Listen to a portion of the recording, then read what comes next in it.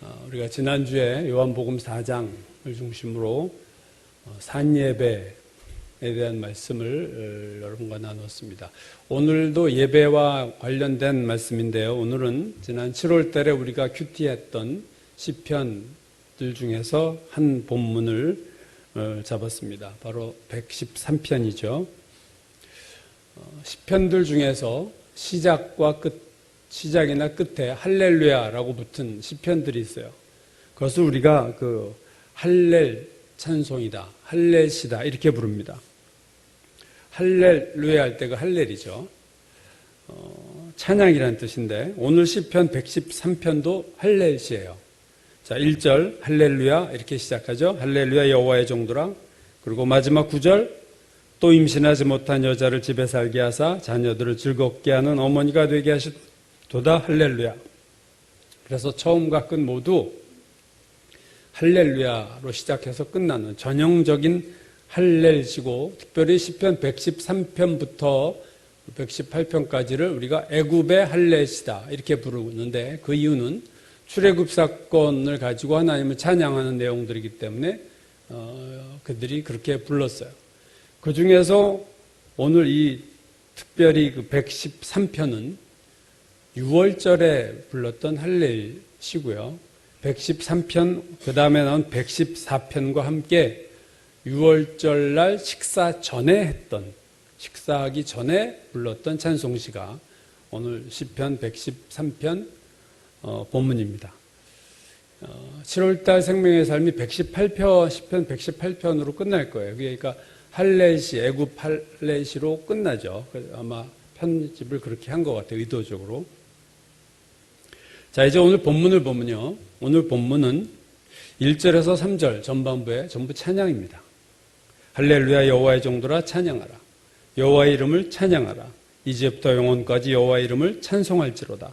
해 돋는 데서부터 해 지는 데까지 여호와의 이름이 찬양을 받으시리로다.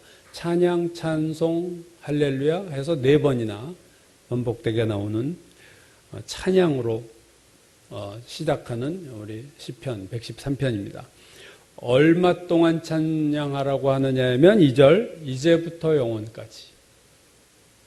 찬양의 기간이 끝이 없어요. 잠깐 예배 시간에 찬양하는 게 아니라 이제부터 영원까지. 또 어디에서 찬양하느냐 할 때 3절, 해 돋는 데에서부터 해 지는 데까지 여호와의 이름이 찬양을 받으시리로다. 찬양의 장소가 예배당만이 아니고 기도원만이 아니고 골방만이 아니라 해 돋는 데에서부터 해 지는 데까지 온 땅이, 한마디로 온 땅에서 하나님을 찬양해야 된다. 그러니까 시간적으로 오늘 본문의 시편 저자는 공간적으로 항상 언제나 어디서나 하나님을 찬양하려는 거예요. 그렇다면 무엇 때문에 어디서나 언제나 하나님을 찬양해야 하는가? 물론 하나님이니까 우리가 찬양을 해야 되겠지만 하나님의 어떤 부분 때문에 우리가 하나님을 찬양해야 하는가 하는 거죠. 오늘 시편 113편은 9절로 돼 있어요. 그런데 딱 중간에 있는 5절, 이게 오늘 핵심 구절입니다. 키센텐스죠. 오늘 시편 113편의 5절 볼까요? 여호와 우리 하나님과 같은 이가 누구리요?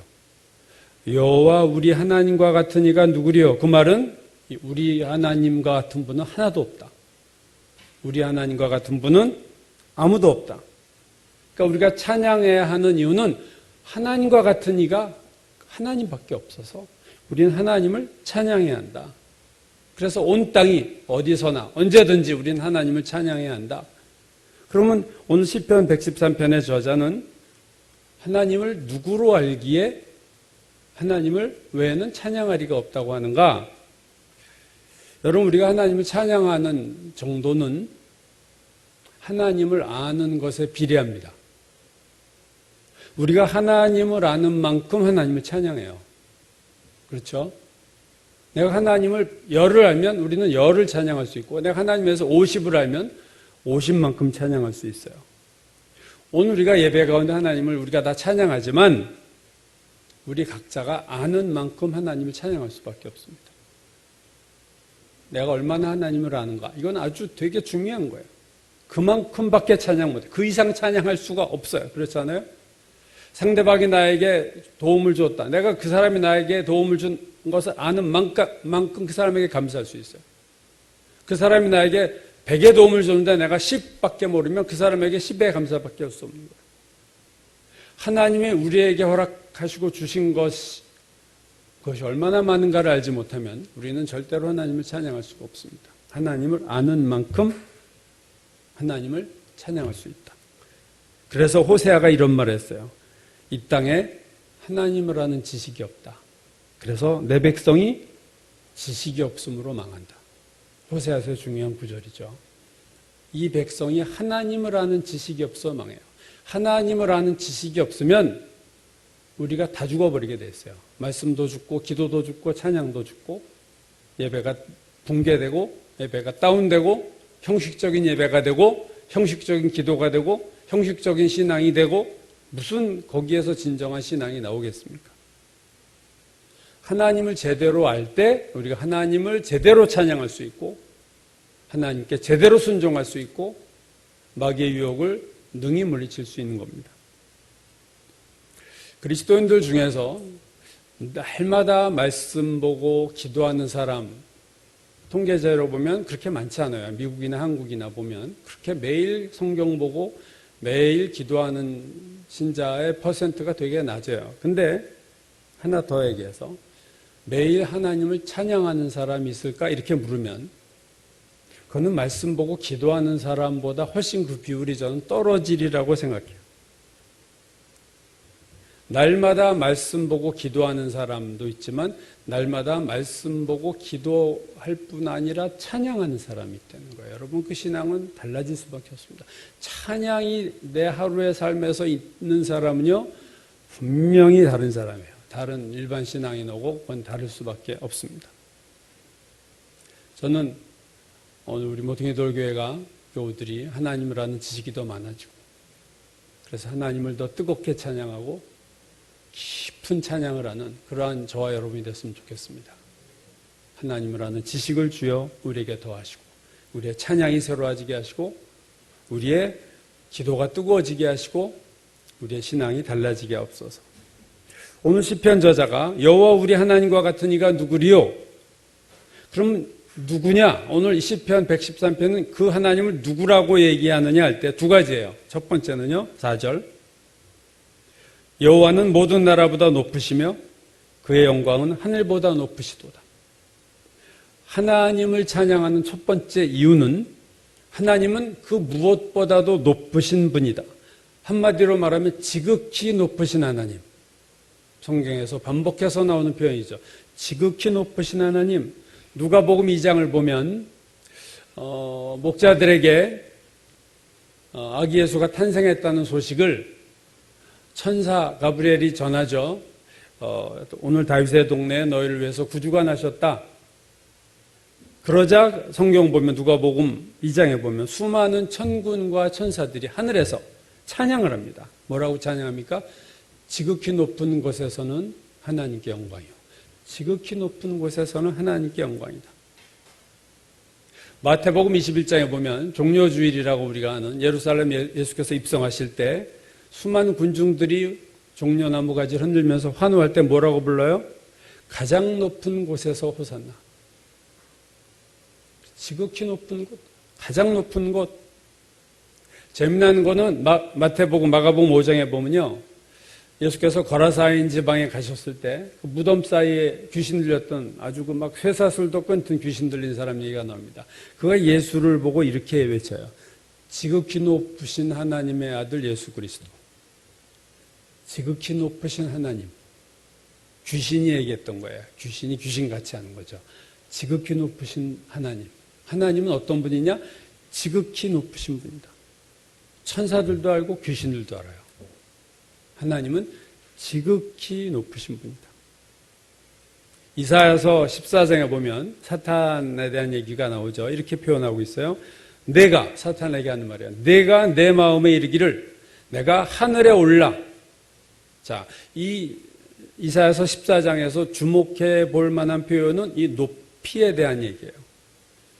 내가 내 마음에 이르기를 내가 하늘에 올라가겠다. 하나님의 뭇별 위에, 이 장소를 보세요. 뭇별 위에 나의 자리를 높이겠다. 내가 북극 지폐의 산 위에 앉으리라. 사탄이 한 얘기예요. 가장 높은 구름에 올라가 지극히 높은 이와 같아지리라. 지극히 높은 이 하나님과 같아지리라.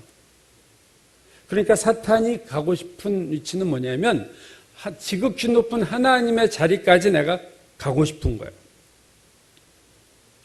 참 놀라운 거는 이 하나님, 지극히 높은 곳에 계신 하나님의 자리에 가고 싶어 했던 이 사탄이 창세기에 보면 3장에서 이브를 똑같은 것으로 유혹합니다. 내가 이 선악과를 먹으면 네가 하나님과 같이 될 거야. 자기가 그렇게 되려다 실패했거든요. 불가능하다는 것을 알죠. 유혹하는 거예요, 이브를. 너 이거 먹으면 너도 하나님과 같아지게 될 수 있어. 이브가 뱀에게 넘어가서 사탄이 지었던 똑같은 죄를 진 겁니다. 하나님과 같아지고 지극히 높은 자와 같아지리라.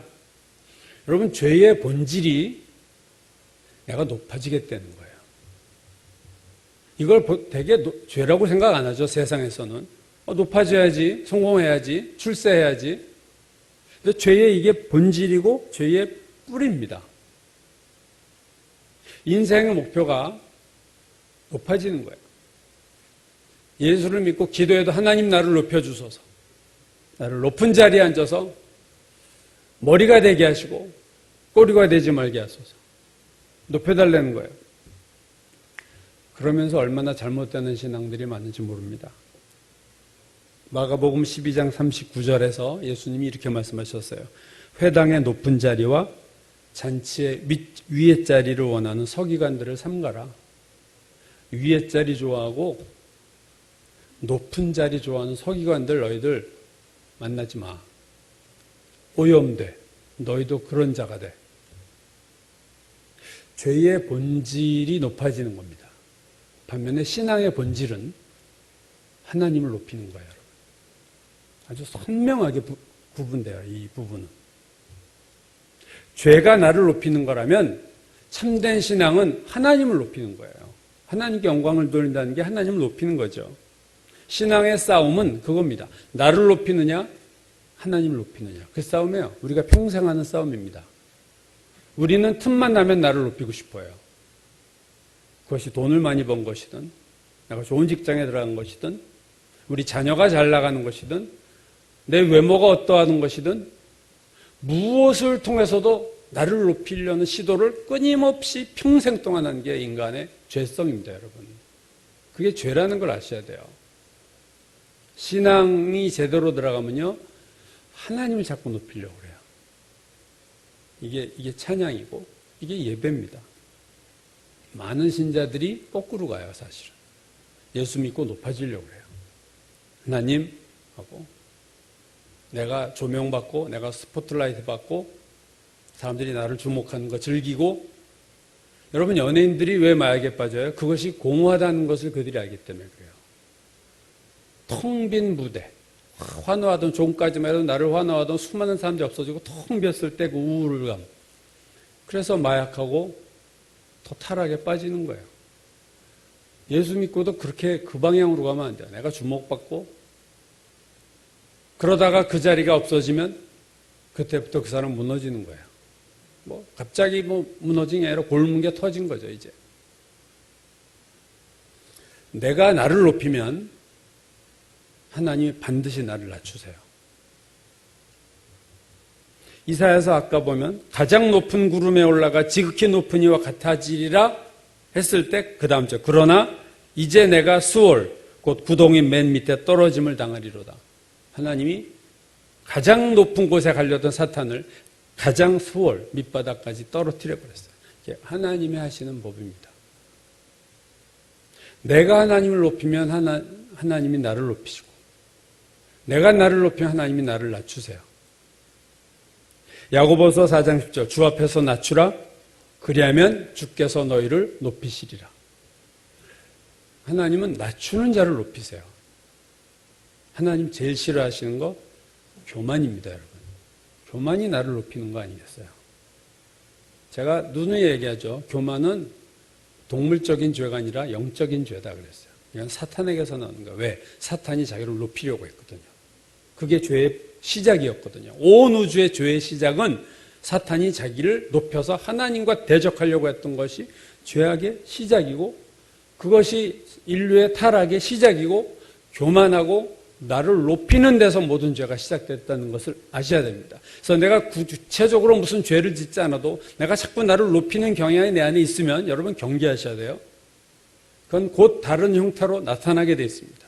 누구를 무시하고, 누구에게 욕을 하고, 누구를 멸시하고, 교만해서 내가 남의 인기를 즐기다 결국은 세상 쾌락에 빠지거나 뭔가 그 다음에 죄의 열매가 생기는 거예요. 높은 자리에 앉으시는 하나님밖에 없어요. 지극히 높으신 데 계신 곳은 하나님 한 분입니다. 그 외에는 다 낮아져야 돼요. 누가복음 14장에서 예수께서 혼인잔치에 청함을 받았을 때의 팁을 가르쳐 주셨어요. 누가 너에게 혼인잔치에 너희를 초청하면 너희들 괜히 폼 잡고 높은 자리에 앉지 마.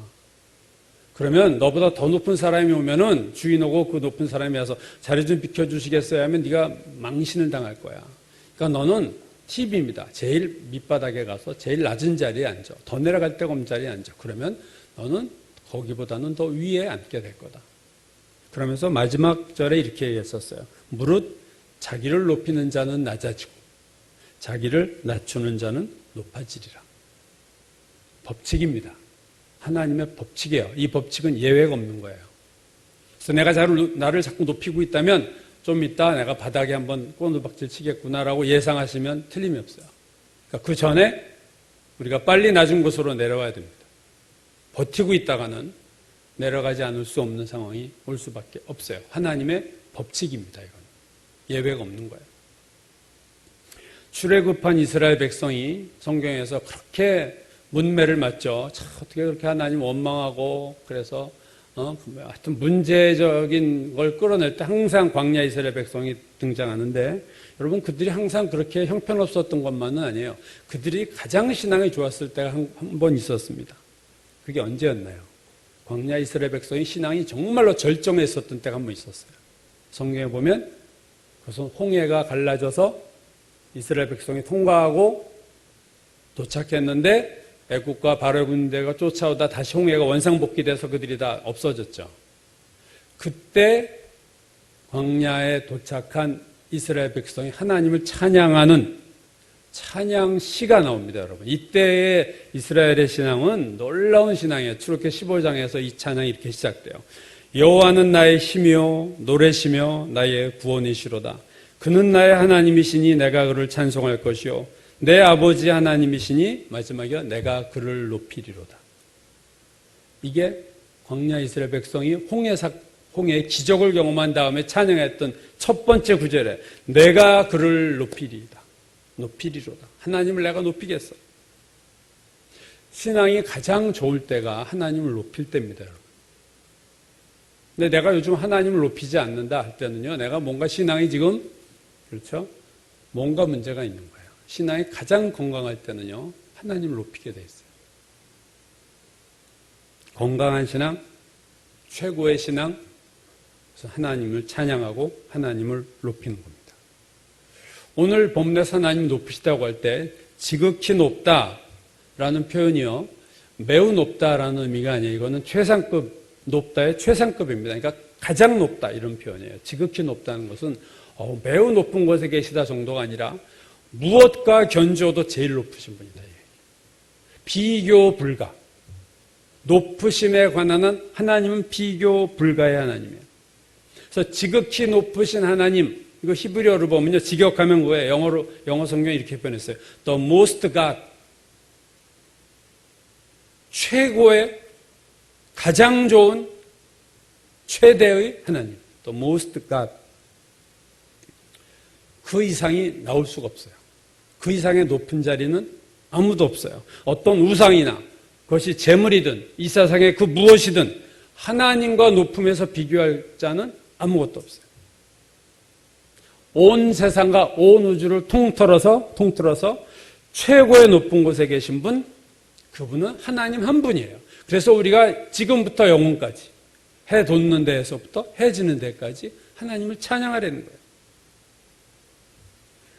십계명 1, 2계명 제가 얘기했었죠. 나 외에 우상을 만들지 말아라. 나 외에 다른 우상을 두지 말아라. 나만을 높여라. 그게 하나님의 제일 중요한 계명이에요, 여러분. 나를 높여라. 근데 우린 자꾸 나를 높이잖아요. 우리를 높이잖아요. 하나님을 높이지 않고. 틈만 나면 나를 높이잖아요. 묘하게 나를 높이잖아요. 교묘하게. 그래서 우리가 하나님을 찬양해야 하는 첫 번째 이유는 하나님이 온 우주 천상천하에서 가장 높으신 분이에요. 그거 하나로 그분은 예배받기에 합당하신 분입니다. 비교 불가의 하나님이에요. 그래서 우리가 하나님을 예배해야 돼요. 그런데 오늘 시편 113편 저자는 또 하나의 찬양의 이유를 보여주고 있습니다. 5절이죠. 여호와 우리 하나님과 같은 이가 누구리요? 하면서 그 다음에 뭐라고 하셨어요? 높은 곳에 앉으셨으나 6절 스스로 낮추사. 그 높은 것만으로 우리는 그분을 영원히 찬양할 수 있어요. 근데 더 찬양할 수밖에 없는 것은 그분이 자기 스스로 낮아지셨다. 누가 그를 낮출 수 있는 사람이 하나도 없어요. 누가 하나님을 낮출 수 있겠어요? 스스로 자기를 낮추셨어요. 여러분, 높은 자리에 있으면요, 자리가 사람을 만든다는 얘기를 하죠. 다른 사람을 깔보게 돼요. 사람이 변합니다. 높은 자리에 있다 보면요, 오랜만에 높은 자리에 있던 사람 만나보면요, 확실히 달라요. 제 주변의 사람들 보면 뭔가 느끼는 거, 말 하나, 표정 하나, 이 손짓 움직이는 거는 눈빛이 달라요. 변합니다. 참 그 사람이 참 변질이 잘 되는 거죠. 쉽게 말하면. 변질이 된 거죠. 이게 부패한 거예요, 사람이. 근데 금방 부패합니다. 만물보다 심히 부패한 것이 인간의 마음이다. 그냥 금방 부패하더라고요. 높은 자리에 있으면 낮은 자리에 있는 사람은 무시하고 깔보고 그래요. 힘이 센 자는 힘이 약한 자는 무시합니다. 그래서 우리나라 상황 보세요. 일본이 우리나라를 무시하는 거예요, 사실은. 미국 같으면 이런 시비를 걸겠어요, 일본이. 러시아와 중국의 그것도 폭격기예요, 전투기. 폭격기 4대가 연합작전을 폈어, 두 나라가. 3시간 동안 우리나라 현공에 들어와서 2번이나 들락날락 사격받고 나갔다가 또 들어왔어요. 이게 우리나라가 힘이 없어서 당하는 겁니다. 그렇죠? 북한이 며칠 전에 미사일 2발 쏘고 미국한테는 한마디도 얘기 안 해요. 남한 당국자한테 까불지 마라. 아주 그렇게 경고를 하더라고요. 북한이나 일본이나 러시아나 중국이 우리나라를 무시하는 거예요. 왜요? 우리나라가 힘이 없으니까. 뭐 자주 국방하겠다 그런 얘기하지만 다 웃기는 얘기예요, 솔직히. 우리나라가 무슨 힘으로 자주 국방을 하면. 지금 여러분 자주 국방할 능력 있어요? 없잖아요. 러시아, 중국기 들어와도 찍소리 대통령이 못하잖아요, 지금. 무슨 자주 국방을 하고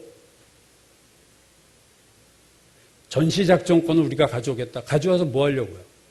무슨 힘으로 우리가 작전권을 행사해서 무슨 일을 할 수 있어요, 우리가? 현실을 직시해야죠, 솔직히. 미국과의 틈이 벌어지니까 그냥 마치 먹이를 노리는 매처럼 사방에서 나라들이 우리나라로 쪼아대잖아요, 지금. 저는 신앙세계도 똑같다고 생각합니다. 많은 사람들이요, 하나님에 대해서 스트레스를 받아요. 하나님 피곤하고, 막, 날 뭐 이렇게 하라고 그러고, 순종하라고 그러고, 뭐, 기도하라고 그러고, 성경 보라고 그러고, 뭐, 죄 지면 혼내시겠다고 그러고, 스트레스 받는데, 그래서, 나도, 자주국방하겠어. 나 스스로 날 지키겠어. 하나님으로부터 독립하면 어떻게 됩니까? 그 순간 마귀가 우리를 채가요. 하나님한테 순종하고 복종하고 말씀대로 사는 거 피곤해. 그래서 하나님 나 독립할래요. 독립하자마자 없어집니다, 여러분. 영적 현실을 알아야 돼요.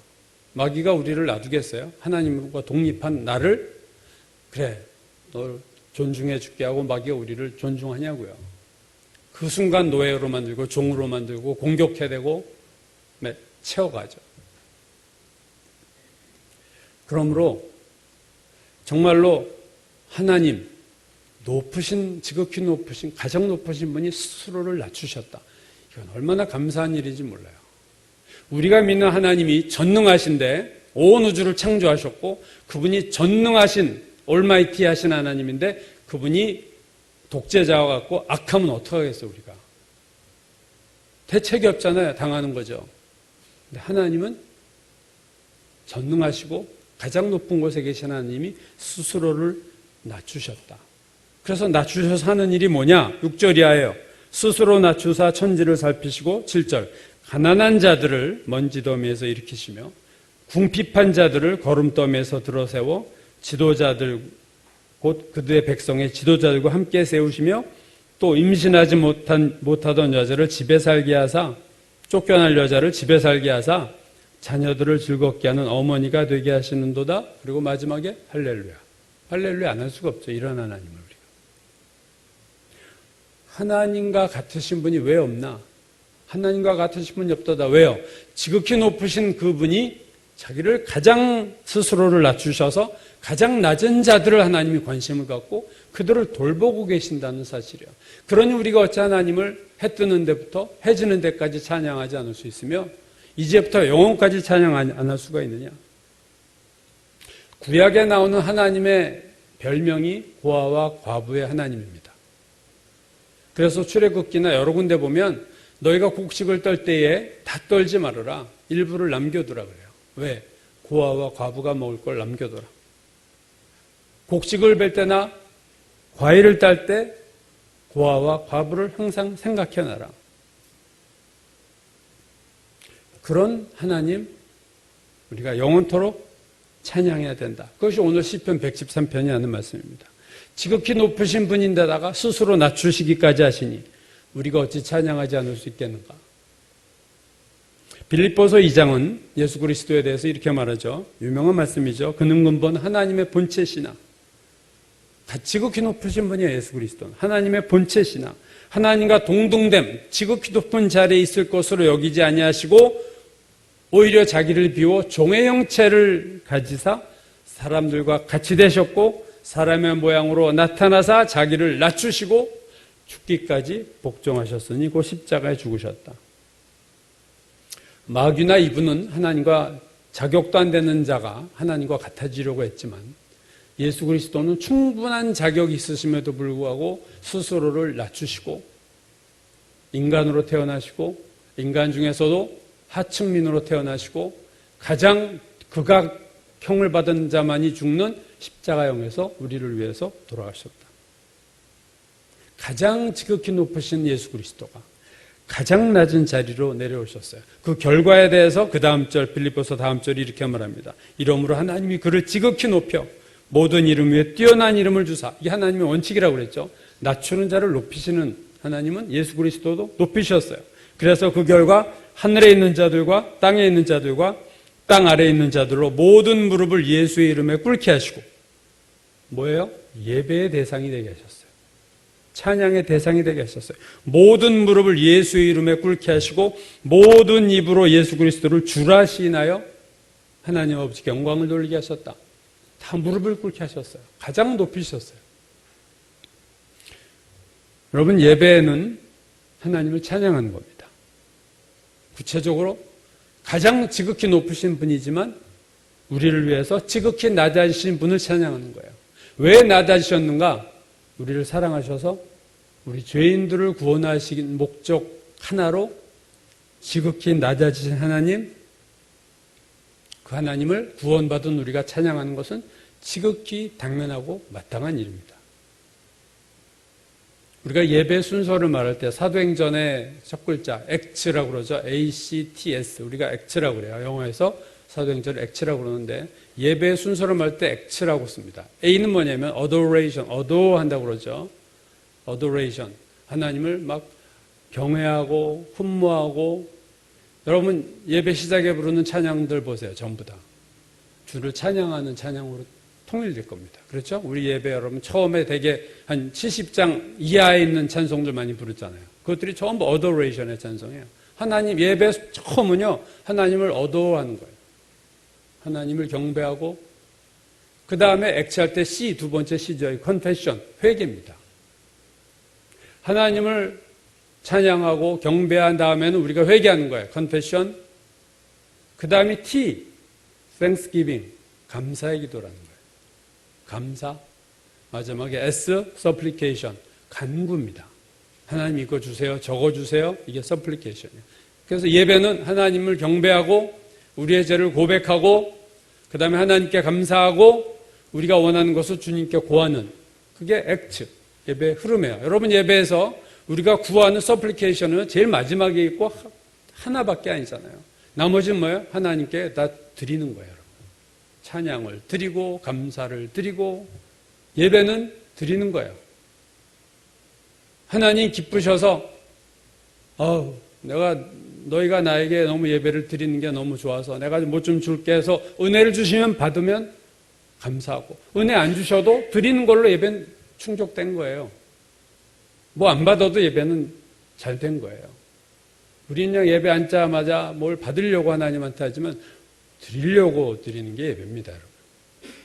그거 그만한 은혜 받았는데 뭘 또 더 받겠다고. 주시면 받지만 뭐 주시는 것까지 안 받을 일 없지만 이거 안 주시면 예배 때 안 됩니다. 이거는 예배가 아니에요. 뭐 예배가 흥정하는 거예요. 예배는 조건 없이 하나님 앞에 드리는 거예요. 왜요? 받은 은혜가 너무 크잖아요. 지극히 높으신 분이 나를 구원하려고 이 땅에 나 스스로 낮추사 내려와서 나를 구원하셨잖아요. 그거 영원한 나라가 내 앞에 있는데 그 축복을 받으면 우리는 해 뜨는 데부터 해 지는 데까지 이제부터 영원까지 하나님을 찬양할 수 있어요. 오늘 이 시편 본문에서 예배에 대해서 저는 이 단어가 참 의미 있다고 생각했어요. 이제부터 영원까지 여호와의 이름을 찬송한다. 이제부터 찬양하라는 게 이제부터. 왜 어제부터 찬양하지? 왜 이전부터 찬양하지? 왜 이제부터 꼭 찬양해야 되느냐? 그 이유는 제가 생각하기는 이제 하나님을 찬양할 이유를 발견한 거예요. 오늘 본문이 말하는 이제는요, 그냥 흘러가는 시간에 몇 년, 몇 월, 몇 시의 지금이 아닙니다. 그거는 우리가 크로노스라는 시간 개념을 얘기하죠. 그냥 평범한 시간들, 몇 년, 몇 월의 시간이 흘러가건 크로노스예요. 근데 오늘 이제라는 것은 카이로스, 즉 내가 뭔가 하나님 발견한 내 인생에서 스페셜한 때, 그때, 이때, 이제부터. 어제는 내가 하나님을 제대로 찬양하지 못했지만 지금, 이제 내가 하나님을 이렇게 알았다면 이제 내 찬양은 달라져야죠. 그래서 이제부터라고 할 때 이제는요, 영적인 터닝 포인트입니다. 예배가 달라지는, 예배가 새로워지는, 하나님을 새롭게 경험하는 이제, 내가 전에는 못했어도 지금부터는 하나님 찬양합니다. 그 어떻게 보면 고백이에요. 홍해의 기적을 체험한, 앞에서 말씀드렸죠. 홍해의 기적을 체험한 이스라엘 백성의 찬양이 달라지잖아요. 내가 그를 높이리로다. 그 전에 그런 찬양한 적이 없던 이스라엘이 새로운 출애굽 사건을 경험하면서 새로운 고백이 나오고 하나님을 새롭게 알자 새로운 찬양이 나오는 거예요.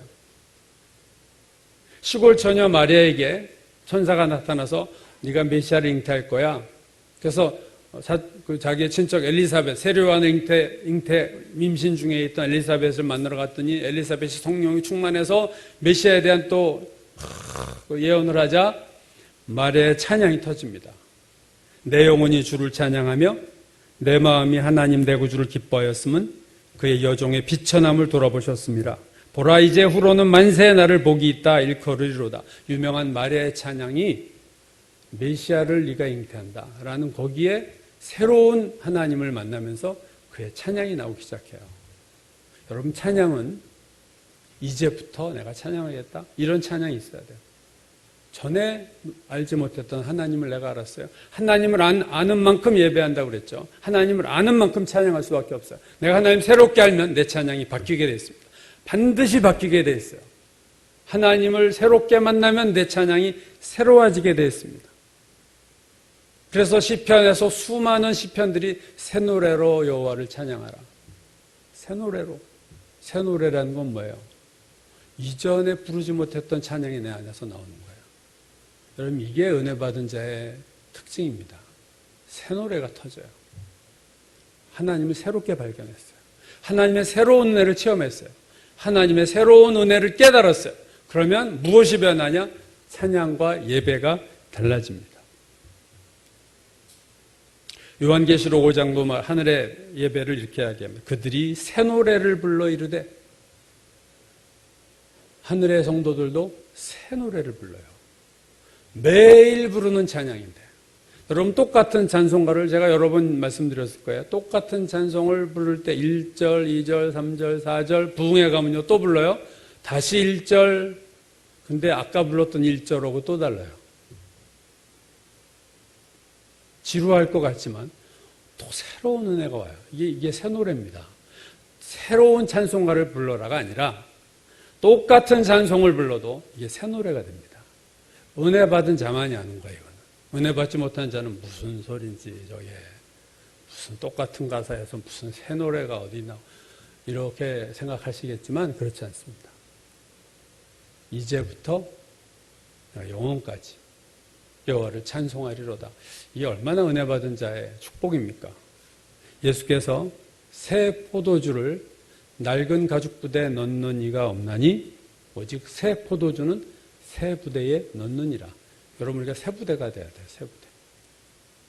예배를 새롭게 드리고 새 은혜를 받고 새 노래를 부르는 하나님을 새롭게 알아가는. 그래서 예배는 점점점 찬양은 새로워집니다. 이게 정상이에요. 이게 살아있는 신앙입니다. 오늘 시편 113편 저자가 오늘 찬양했던 하나님 우리도 찬양할 수 있도록 하나님 새 하나님을 체험하게 하시고 하나님 나에게 새 노래로 주를 찬양하는 정말로 이제부터 영원히 주님 나를 부르시는 날까지 이 땅에서 주를 찬양하는 찬양의 사람이 되게 하여 주옵소서. 우리가 그렇게 기도해야 될 줄로 믿습니다.